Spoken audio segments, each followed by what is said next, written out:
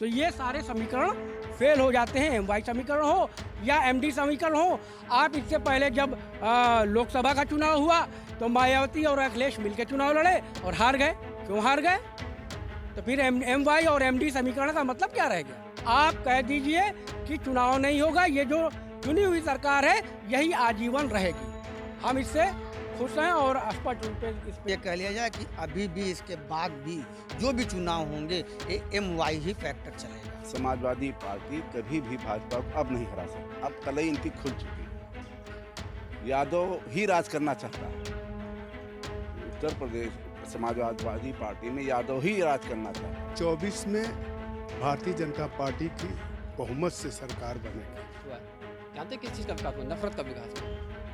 आज हर मुसलमान को आतंकीवादी की नज़र से देखा जा रहा है। सारी पार्टियां अच्छी हैं, सिर्फ भाजपा अच्छी नहीं है। एक सवाल उठाया है ओम प्रकाश राजभर ने कि 2024 में अगर समाजवादी पार्टी और बहुजन समाज पार्टी और अन्य पार्टियां एकजुट नहीं होती तो भारतीय जनता पार्टी के सामने इन दलों को नुकसान होगा। वो नुकसान क्या है और क्या समीकरण हो सकते हैं, इस पे हम बात करेंगे। बिल्कुल सही है जो आप देख रहे हैं, जो आपको लग रहा है वो आप सवाल कर रहे हैं।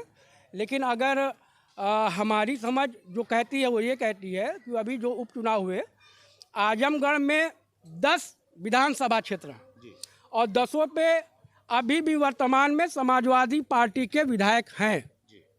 और जब उपचुनाव होता है लोकसभा का तो समाजवादी पार्टी हार जाती है। रामपुर चुनाव हार जाती है, जहाँ पे सबसे बड़ा रामपुर में गढ़ है मुस्लिम प्लस यादव का, और आजमगढ़ जो क्षेत्र माना जाता है वो यादव बाहुल्य माना जाता है, और 2 नंबर पे अगर कोई वहाँ संख्या भारी है तो मुस्लिम है। तो क्यों ऐसा हुआ? दलित भी काफी है, दलित भी काफ़ी हैं, लेकिन जो एमवाई का समीकरण है वो सब पे भारी है। आपने ये योगी सरकार ने, भाजपा की सरकार ने जनता को वोट देने ही नहीं दिया, ये स्पष्ट है। और उसका सीधा साधा मैं आपको उदाहरण दे दूं, आपके ही मेन मीडिया चैनल ने ये दिखाया कि एक मुस्लिम महिला वोट देने जाती है जिसके पास आधार कार्ड भी होता है, जिसके पास वोटर आईडी भी होती है, और जब वो जाती है तो पीठासीन अधिकारी कहता है कि आपका नाम जो आधार में दर्ज है वो वोटर लिस्ट में मैच नहीं कर रहा है।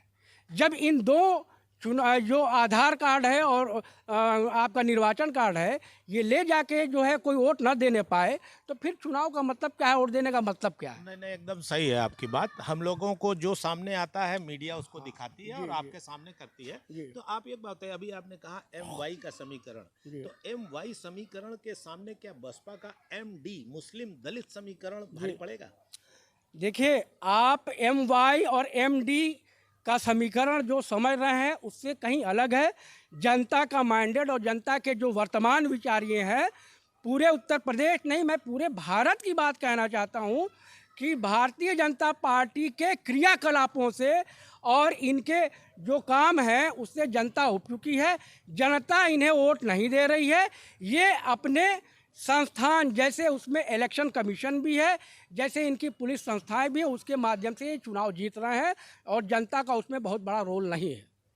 तो ये सारे समीकरण फेल हो जाते हैं। एमवाई समीकरण हो या एमडी समीकरण हो। आप इससे पहले जब लोकसभा का चुनाव हुआ तो मायावती और अखिलेश मिलकर चुनाव लड़े और हार गए। क्यों हार गए? तो फिर एमवाई और एमडी समीकरण का मतलब क्या रह गया? तो आपको क्या लगता है कि 2024 में क्या होने वाला है? मेरा ये मानना है कि 2024 में इलेक्शन होना ही नहीं चाहिए। नहीं, मान लीजिए तो आपकी इच्छा है, लेकिन इच्छा नहीं है तो क्या लगता है? मेरी इच्छा नहीं है। मेरी इच्छा नहीं। जिस प्रकार संवैधानिक संस्थाओं का दुरुपयोग ये भारतीय जनता पार्टी खुल्लम खुल्ला कर रही है तो ये चुनाव नहीं होना चाहिए। आप कह दीजिए कि चुनाव नहीं होगा, ये जो चुनी हुई सरकार है यही आजीवन रहेगी। हम इससे खुश हैं और स्पष्ट रूप से इस पे जो है मान्यता देते हैं। भाई साहब थे, इनका कहना है कि चुनी हुई सरकारें लोकतंत्र में अपने अधिकारों का दुरुपयोग करके इलेक्शन कमीशन तक को हाईजैक करके वो सरकार बना रही हैं। हम किसी और से बात करेंगे, एक सज्जन से। भाई इधर आए। जी, क्या नाम है आपका? मोहम्मद जुबैर अहमद। जुबैर भाई, ये बताएं कि जैसे आने वाले समय में 2024 में एमवाई के सामने अगर बसपा एमडी समीकरण बनाती है तो इसका फायदा किसको मिलेगा? एमडी समीकरण हो या एमवाई समीकरण हो, ये दोनों समीकरण के सामने कोई समीकरण भारी नहीं है। बीजेपी चाहे पूरी अपनी जितनी चाहे ताकत लगा ले, क्षमता लगा ले, समझ गए। लेकिन जब जिस तरीके से मेरे भाई ने बताया कि हाईजैक जब हो जाएगा हर संस्थान पे, तो उसका फिर कोई माने और मतलब नहीं। चुनाव होना ना होना उसका कोई माने मतलब नहीं। आपकी बात सही। देखिए, लोकतांत्रिक व्यवस्था है, इसमें आरोप लगते हैं, प्रत्यारोप लगते हैं, लेकिन जो संवैधानिक संस्थाएं हैं वो नियमानुसार काम करती हैं, ऐसा वो कहती हैं।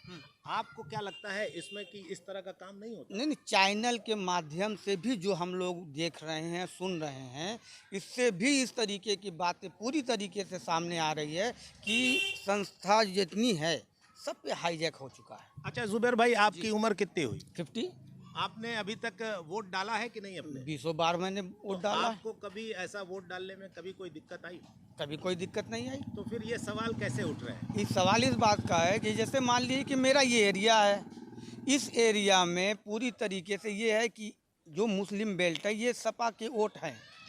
जब वहाँ पे मशीन इस बूथ की खुलती है तो पता ये चलता है कि इस पे 6 वोट सपा को मिला और 2700 वोट पता चला कि बीजेपी को वोट चला गया। ऐसा कभी हुआ? ऐसा कई बार हुआ है ना। हम लोगों तो पूरा बूथ बाय बूथ हम लोगों के पास रिजल्ट रखा हुआ है। हम लोग पूरी तरीके से गिनती करके रखे हुए हैं कि मालूम है कि यहाँ पे इतने वोट हैं और इसमें इतने वोट पड़े हैं। मुस्लिम बेल्ट है यहाँ, और अगर हिंदू और भी लोग हैं जो बीजेपी को अगर वोट करते भी हैं तो ठीक है, 150 वोट चला गया। लेकिन जब काउंटिंग होने के बाद भी पता ये चले कि नहीं 2000 वोट पूरा चला गया बीजेपी को और 10 वोट सपा को, तो इसमें तो जाहिर सी बात है, ये दिख रहा है, सामने दिख रहा है। बात सही। आप जो है इलेक्शन वोटिंग मशीन पे आपका जो आरोप है, लेकिन गाजीपुर की तो 7 विधानसभा सीट जो है वो भारतीय जनता पार्टी हार गई।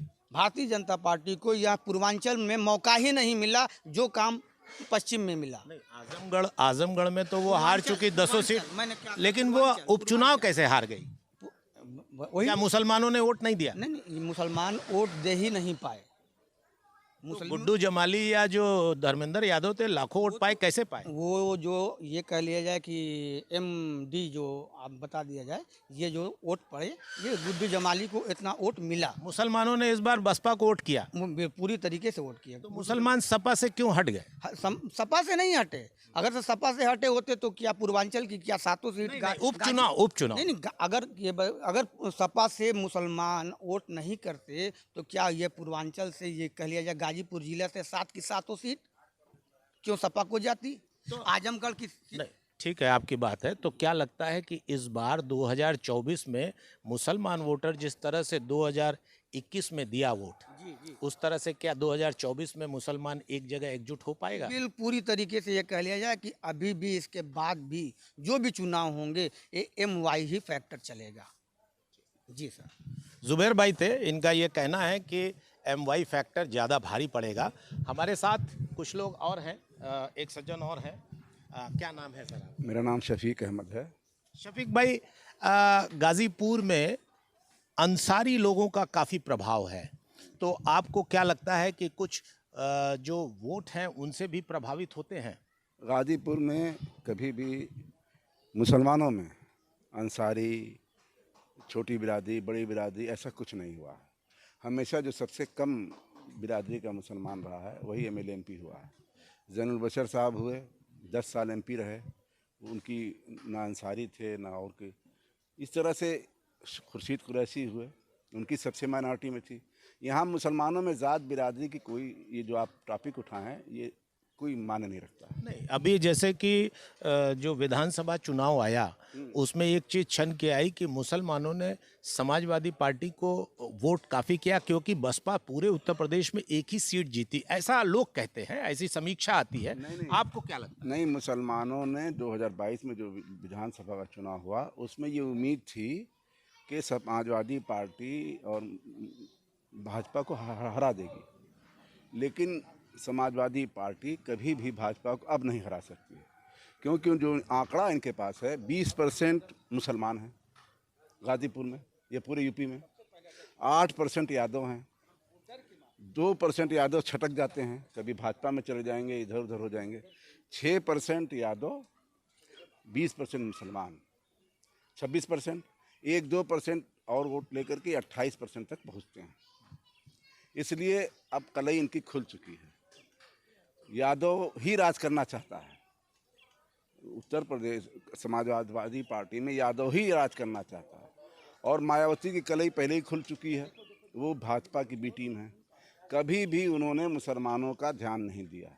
जब उनकी सरकार थी 2-2, 3-3 मरतबा, तब भी उन्होंने सिर्फ दलित दलित दलित दलित, वो भी बड़े दलितों को किया। अब यहाँ पर 10 साल जनरल बशीर साहब रहे। अब मुसलमान ये सोचने पर मजबूर हो गया है कि कांग्रेस के अलावा कोई चारा नहीं है। आपने कहा कि आजमगढ़ लोकसभा के चुनाव में कांग्रेस फाइट करेगी। हम देखिए, मुसलमानों ने मन बना लिया है राष्ट्रीय स्तर पर कि कोई लड़ सकता है। महाराष्ट्र में कौन लड़ रहा है, कर्नाटक में कौन लड़ रहा है, बंगाल में कौन लड़ रहा है। बंगाल में तो टीएमसी लड़ रही है। यहाँ आसाम में कौन लड़ रहा है। पूरे देश में अगर कोई लड़ रहा है, सीबीआई से हम लड़ रहे हैं, कांग्रेस लड़ रही है, ईडी से कांग्रेस लड़ रही है, एनसीबी से कांग्रेस लड़ रही है। केवल हिंदू मुसलमान करके, ध्रुवीकरण करके, जिस दिन इनका ध्रुवीकरण का गेम खत्म हो जाएगा, उसी दिन भाजपा खत्म हो जाएगी। केवल हिंदू मुसलमान, ना महंगाई, ना भ्रष्टाचार, कुछ नहीं। आज क्या भाव बिक रहा है आटा, क्या भाव बेच रहा है कड़वा तेल, क्या भाव बिक रहा है वो तेल, कोई ध्यान हटाने के लिए एक मर्डर, हम किसी के भी मर्डर की या उसकी हम निंदा करते हैं, लेकिन टीवी खोलिए, सारे 2-1 चैनल को छोड़ करके सारे चैनल ये हो गया, ये हो गया, ये हो गया, खाली हिंदू मुसलमान, हिंदू मुसलमान, हिंदू मुसलमान। और 2024 में क्या देख रहे हैं आप? तो पूरा देश देख रहा है इस नाकारा और भ्रष्ट सरकार को हटाना है। कोशिश करेगा आदमी, खाली हिंदुएं नहीं, मुसलमाने नहीं, आप ये मुस्लिम मोहल्ला है और अंसारियों का मोहल्ला भी। यहाँ पर हम लोगों को जब मीटिंग होती थी जनरल बशीर साहब की, इसी मैदान में खचाखच भरा रहता था और एक एक वोट बिना अंसारी, बिना मिल्की, बिना वो जात बिरादरी, हम नाम नहीं लेंगे, और बिरादरियों का वोट पड़ता था। और आज भी वो मुसलमानों में तो कोई डिवीजन नहीं है। शफीक भाई थे, आपका कहना है कि मुसलमानों में कोई डिवीज़न नहीं है और 2024 में हम जो है इस सरकार को हटाने की कोशिश करेंगे। हमारे साथ कुछ लोग और हैं। सर, क्या नाम है? मेरा नाम गुलाम कादिर रायनी है। रायनी साहब, 2024 का क्या सीन देख रहे हैं? 2024 में भारतीय जनता पार्टी की बहुमत से सरकार बनेगी। मुसलमानों में एक आता है कि भारतीय जनता पार्टी के पसंद नहीं करते लोग, क्यों? मुसलमान नहीं कहता है, जो स्वार्थी मुसलमान हैं, जिनका अपना निजी स्वार्थ है, जिन लोगों ने इस मुल्क में 75 साल से जो साधन संपन्न मुसलमानों ने जो मुसलमानों पे हुकूमत किया, उनको तकलीफ है बीजेपी से। भारतीय जनता पार्टी हमारी दुश्मन नहीं है, मुसलमानों की दुश्मन नहीं। आज भारतीय जनता पार्टी पूरे देश में हुकूमत कर रही, उसकी वजह क्या है? जात बिरादरी संप्रदाय नहीं है। हमारा तो प्रधानमंत्री का स्लोगन ही है, सबका साथ, सबका विकास, सबका विश्वास और सबका प्रयास। तो उस प्रयास में हम भारतीय जनता पार्टी की जो योजनाएं, आवास योजना है प्रधानमंत्री की, कहीं भेदभाव नहीं। ये मुस्लिम मोहल्ला है, आप पता कर लें कि मुस्लिम मोहल्ले में 99% जो ज़रूरतमंद गरीब जिनको आवश्यकता है आवास की, उनको आवास मिला। कहीं भेदभाव, राशन वगैरह, वजीफा वगैरह, राशन ईमानदारी से मिल रहा है, कहीं भेदभाव नहीं मेरे भाई। भैया, एक जानकारी ये लेना चाहेंगे कि जैसे अभी जो हालिया चुनाव हुए रामपुर और आजमगढ़ में उपचुनाव, उसमें सपा के गढ़ में सपा हार गई, इसकी मुख्य वजह क्या रही हो? देखिए, वो सपा का गढ़ नहीं है, वो सपा का गढ़ नहीं है, वो कुछ आतंकवादी गुंडों का गढ़ है, आतताइयों का गढ़ है, आतंकवादियों का गढ़ है। उस गढ़ को माननीय मुख्यमंत्री योगी आदित्यनाथ जी महाराज ने जो ख़त्म किया, गुंडों पे, अपराधियों पे जो लगाम लगाया, उसकी वजह है। वहाँ क्या गुड्डू जमाली को मुसलमानों ने वोट किया, इस वजह से हार हुई? नहीं, गुड्डू जमाली का वोट वो अलग है। ओलमा काउंसिल का समर्थन था। वहाँ सारे मुसलमान समाजवादी पार्टी के गुलाम नहीं हैं। समाजवादी पार्टी ने टिकट दिया अपने भाई को, अखिलेश जी ने दिया। पहले एक दलित को उन्होंने उम्मीदवार बनाया। फिर मुसलमान उनसे इसलिए भी नाराज है कि जो भी पद है इनको अपने परिवार में चाहिए, और भारतीय जनता पार्टी में ये बात नहीं है। अगर जो भी कार्यकर्ता है, जो काम कर रहा है, जनता के बीच में है, किसी भी जात और संप्रदाय का, उसको उठा के वो राज्यसभा दे देते हैं, उनको विधानसभा लड़ाते हैं, एमएलसी बनाते हैं। अभी मुसलमान, पासमादा मुसलमान दानिश आज़ाद अंसारी साहब किसी भी सदन के, विधानसभा या विधान परिषद के मेंबर नहीं थे, लेकिन उनको उन्होंने मंत्री बनाया, और मंत्री के बाद एमएलसी, एक विधान परिषद का सदस्य बनाया। पासमादा समाज से आते हैं। मुसलमानों में सबसे बड़ी आबादी अगर है और तो अंसारियों की है। अंसारी, वो नहीं, डुप्लीकेट अंसारियों की बात मैं नहीं कर रहा हूँ। इन अंसारियों की जमात जो है सबसे ज़्यादा है, और उसके बाद राइन समाज है, उसके बाद अदर समाज है। यहाँ कबीला है, कबीलों में बंटवारा है, ऐसी बात नहीं है। लोग पूर्व के वक्ताओं ने आपसे बताया कि मुसलमानों में कोई वो नहीं है, बिल्कुल नहीं है। इस्लामिक पॉइंट ऑफ व्यू से मुसलमान एक है, उससे इनकार नहीं है। लेकिन राजनीतिक विचारधारा से अलग है, और निजी स्वार्थ की वजह से भी वो अलग है, और जातीय समीकरण, कबीलाई समीकरण से भी अलग है। तो आप ये मानते हैं कि भारतीय जनता पार्टी को मुसलमान बहुत संख्या में वोट करते हैं या नहीं? बिल्कुल करते हैं। अगला चुनाव था, यहाँ लोकप्रिय सांसद रहे जो आज वर्तमान में एलजी हैं, मनोज सिन्हा साहब। मनोज सिन्हा तो यहाँ से हार गए, लेकिन अगली बार से उनको काफी वोट मिला। 1 लाख से ज्यादा वोट। 1 लाख से ज्यादा वोट मिला। उसकी वजह क्या है? लेकिन वो 1 लाख से ज्यादा वोटों से हारे भी। हाँ, हारे, लेकिन ये समीकरण जो है, ये समाजवादी पार्टी, बहुजन समाज का जो वोट है, उसकी वजह से जो वो एकजुट हो गए, हम चुनाव हार गए। लेकिन उसके बाद भी हम लाखों वोट ज़्यादा पाए। उसकी वजह ये है कि यहाँ की जनता विकास पे ध्यान देती है, और पूरे देश में भारतीय जनता पार्टी का जो विकास है उस पे वोट मिल रहा है। हम उस पे सरकार बनाने जा रहे हैं कि जात बिरादरी और संप्रदाय पे हम सरकार बनाने नहीं जा रहे हैं। हम चैलेंज के साथ आपको बता रहे हैं कि मैंने पूर्व में कहा था कि 5 लोकसभा ही जीतेंगे समाजवादी पार्टी, और ईश्वर की कृपा हुई 5 से 6 नहीं हुए। और मैं वादा करता हूं, इंशाअल्लाह अल्लाह ने चाहा तो 3 लोकसभा के अलावा यूपी में समाज पार्टी की चौथी बोहनी नहीं होगी। क्या नाम है भाई साहब? मोहम्मद आरिफ।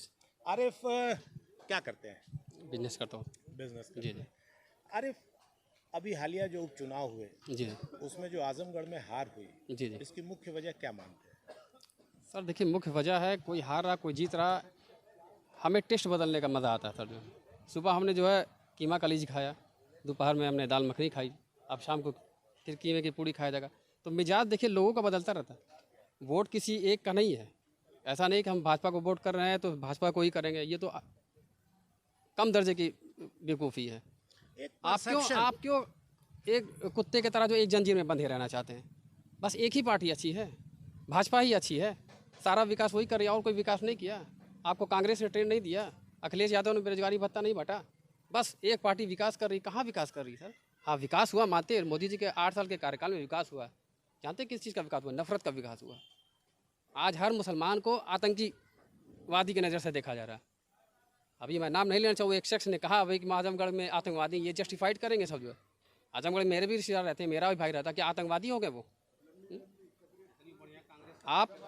आप ये बताइए कि नफरत का सिर्फ विकास हो रहा है सब जो है, एक वर्ग के लोगों को जो आप नफरत की निगाह से देख रहे हैं सब जो है। मैं कहता हूँ कि भारतीय जनता पार्टी बहुत अच्छी है। आप ये बताइए कि नूपुर शर्मा ने हजरत मोहम्मद सल्लल्लाहु अलैहि वसल्लम के ऊपर जो बयान दिया, उसके विरोध में कौन खड़ा हुआ? अरे मैं योगी जी की बुराई नहीं करता, मैं मोदी जी की बुराई करता, और आप पैगंबर साहब के ऊपर बुराई करेंगे? आपकी इतनी हिम्मत हो गई? और कोई भी भारतीय जनता पार्टी का कार्यकर्ता उसके मुंह में आवाज़ नहीं निकल गई है। दरअसल उनका रिमोट कंट्रोल किसी और के हाथ में है। मैं अपनी मर्जी का मालिक हूँ, मैं सपा को ही वोट करूँगा, बसपा को ही वोट। आपको क्या लगता है कि जब चुनाव आता है तो मुसलमान को वोट का एक जरिया माना जाता है, तो इससे मुसलमान को क्या, वो जैसे बहुजन समाज पार्टी है वो मुस्लिम दलित का समीकरण करना चाहती है, एक समीकरण का परसेप्शन यह आता है कि मुसलमान जो है वो MY यादव के साथ जाएगा, तो इसमें क्या लगता है कि आजमगढ़ की जो हार हुई, क्या वोट बटा इस बार मुसलमान का? देखिए, ऐसा कि कुदरत ने हर इंसान की खोपड़ी में अलग अलग दिमाग रखा है, और हर इंसान अपने हिसाब से सोचता है, और दूसरे का काम है दूसरे के काम में ऐप दिखाना। भाई अच्छी पार्टी बसपा भी है, उसने भी अच्छा काम किया अपने कार्यकाल में, बीजेपी भी कुछ अच्छा काम कर रही है, सपा ने भी काम किया है। तो ये एक आकलन करना कि भाई इनका MY समीकरण, MD समीकरण, ये एक मीडिया की खेल है सब जो। ये एक हमारी बात सुनिए, ये अपनी अपनी सोच है सब जो। हमने बताया नहीं कि हम लोग का टेस्ट बदलता रहता है, हम सुबह कुछ खाएंगे, दोपहर में कुछ खाएंगे, एक खाने से हमारा मन भर वो बात आपने जाएगा। जो एक खाना खा रहा भैया, वो गाय भूसा खाने वाला जानवर ही होता है, बस उसको एक खाना दो वो खाता रहेगा, वो कभी इनकार नहीं करेगा। एक पार्टी से बंद के, एक खूंटी से बंद के रहना जो, ये बहुत अक्लमंदी की बात नहीं है। एक चीज़ जानना चाहते हैं कि जैसे यहाँ पे गाजीपुर में अफजाल अंसारी या फाटक का काफ़ी प्रभाव रहा है, तो क्या लगता है कि ऊपर के नेता जो तय कर लेते हैं, नीचे वोटर भी उसी हिसाब से शिफ्ट कर जाते हैं? जी हाँ, ये होता है सर जो है। हर आदमी पढ़ा लिखा नहीं है, हर आदमी किसी न किसी को अपना आइडियल मानता है, किसी न किसी को मान के चलता है। मैं अगर मेरा लड़का है, जवान है, वोट देने लायक है, तो मैं उसको जो कहूँगा वो करेगा वो। अब ज़रूरी नहीं कि वो राजनीति के अंदर घुसे, पूरा एक्सपर्ट हो, उसके बाद समझे कि कौन अच्छी पार्टी है, कौन बुरी पार्टी है, कौन विकास कर रहा है। तो 2024 में आपको क्या लगता है कि बसपा और सपा को एक साथ आना चाहिए? सर मैं तो यही कहूँगा कि 2024 में मोदी जी तीसरी बार प्रधानमंत्री बनने जा रहे हैं। अगर सारी विपक्षी पार्टी आपस में लड़ती रहेंगी तो, अगर सारी विपक्षी पार्टी लड़ती रहेंगी तो मोदी जी तीसरी बार भी हैट्रिक मार जाएंगे, और उसके बाद जो स्थिति होगी वो लोग देख रहे हैं सब जो है। क्या नाम बताया आपने? मोहम्मद हारिस। मोहम्मद हारिफ हैं। इनका कहना है कि लोकतंत्र में परिवर्तन ज़रूरी होता है। इन्होंने अपने शब्दों में स्वाद की बात से उस बात को कहा। मेरे साथ एक सज्जन और हैं, आपसे बात करूंगा। बात हुई आपसे जी? क्या नाम है आपका? अशफाक हुसैन। अशफाक भाई, आपको क्या लगता है कि बसपा अच्छी है, सपा अच्छी है, या भाजपा अच्छी है, या असदुद्दीन ओवैसी की पार्टी अच्छी है? विकास के मामले में, देश हित के मामले में कौन सी पार्टी अच्छी है? सारी पार्टियां अच्छी हैं, सिर्फ भाजपा अच्छी नहीं है। उसकी वजह यह है, आज के दिन हर इंसान परेशान है। कोई दुकानदार है, चाहे कोई मार्केटिंग वाला हो, जो भी हो, दवाएं हैं, सारी समझ लीजिए सुविधा ख़राब है। महंगाई के चलते? महंगाई के चलते भी बहुत ख़राब है। या कुछ और? नहीं, महंगाई से ये सब परेशान है। गरीब ज़्यादा हैं यहाँ, हिंदुस्तान में गरीब ज़्यादा हैं, पैसे वाले कम हैं, तो गरीब परेशान है अगर, तो सब बेकार हैं। गरीब को सुकून चाहिए। मुझे एक, जैसे अभी जो विधानसभा चुनाव बीता, उसमें जिस तरह से भारतीय जनता पार्टी के खिलाफ सपा ने प्रदर्शन किया, क्या लगता है कि उपचुनाव हारने के बाद 2024 में मुसलमान किधर जाएगा? मुसलमान जिधर भी जाए, लेकिन मेरी दिली ख्वाहिश है कि मुसलमान भाजपा से हट के बात करें।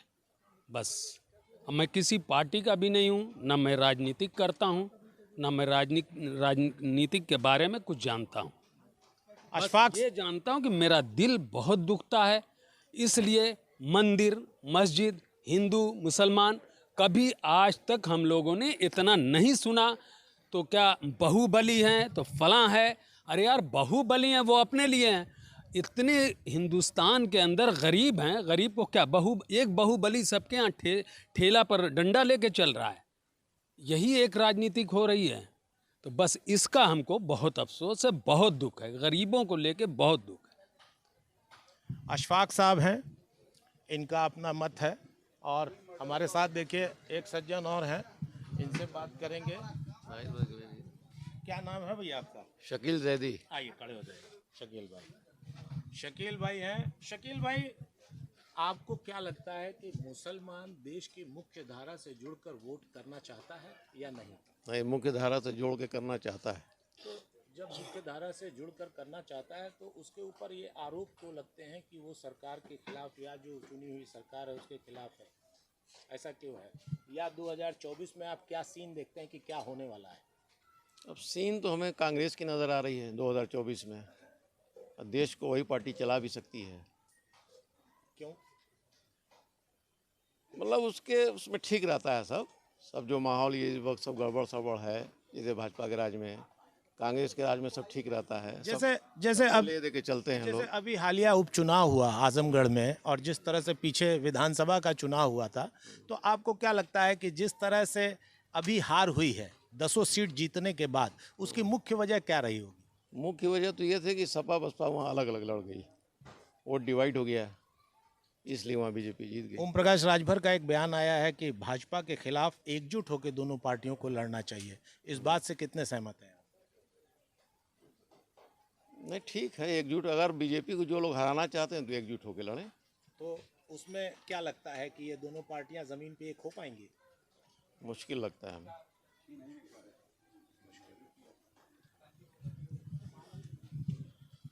गाजीपुर में जहां हम खड़े हैं ये रजदेपुर मोहल्ला है और ये बारी चाय की दुकान है, और यहाँ पे लोगों की अलग अलग राय आपने सुनी। आजमगढ़ में उपचुनाव हुआ, वहाँ पे 10 की 10 सीट सपा पिछले विधानसभा में जीत चुकी थी, लेकिन लोकसभा में भाजपा के निरहुआ ने उस सीट की 5 विधानसभा की लोकसभा को जीत लिया। गाजीपुर की 7 विधानसभा समाजवादी पार्टी के पास है। यहाँ से अफजाल अंसारी सपा और बसपा के ज्वाइंट कैंडिडेट थे, वो यहाँ से वर्तमान सांसद हैं। 2024 का चुनाव आने वाला है, ऐसे में हम लोगों ने यहाँ पर लोगों का मूड टटोला और राय आपके सामने रखी। लोगों की एक ही राय है कि अगर भाजपा को हराना है तो एकजुट होना पड़ेगा, वरना नुकसान होगा। विनय कुमार सिंह, रजदेपुर से, यूपी।